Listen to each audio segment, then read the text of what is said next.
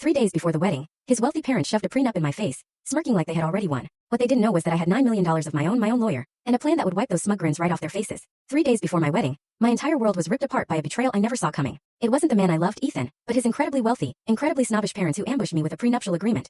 A cold, calculated demand to sign my life away or call off the wedding. What they didn't know, what nobody knew, was that their little teacher's daughter was secretly sitting on a $9 million fortune, and I was about to wipe those smug grins right off their faces. Let me take you back a bit. My name is Sophia Williams, and I grew up pretty modestly in Chicago. My parents, both high school teachers, taught me the value of hard work and education. We were comfortable, but wealth was something other people had. I busted my butt in college, earning scholarships to Northwestern, and graduated with honors in computer science, ready to make my own way. Then, during my senior year, my grandfather passed away. He was my biggest cheerleader, and in his quiet life, he'd secretly been a brilliant investor. He left me a shocking $7 million. I invested most of it, using a smaller portion to fund my passion.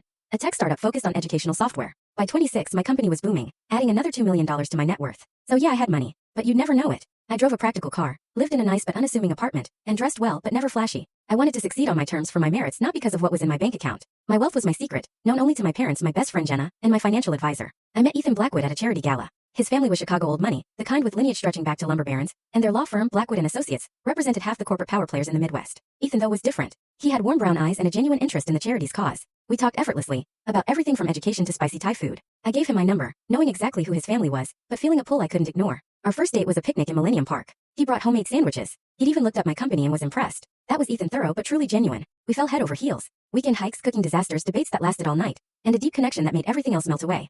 He never flaunted his wealth, and I never revealed mine. Just didn't seem to matter. We were building something real. The first hint of trouble came 6 months in, when he took me home to meet his parents. The Blackwood estate was enormous, a mansion in Lake Forest. Richard and Victoria Blackwood were polite, but their smiles didn't reach their eyes. Victoria, especially, had a way of asking seemingly innocent questions that were actually digging for my pedigree. Northwestern is a fine school, she'd say. Did you find the scholarship program comprehensive? And your parents are teachers? How commendable. Such a necessary profession, though I imagine the financial constraints must have been challenging. Ethan, the youngest of 3, seemed used to navigating his mother with practiced ease.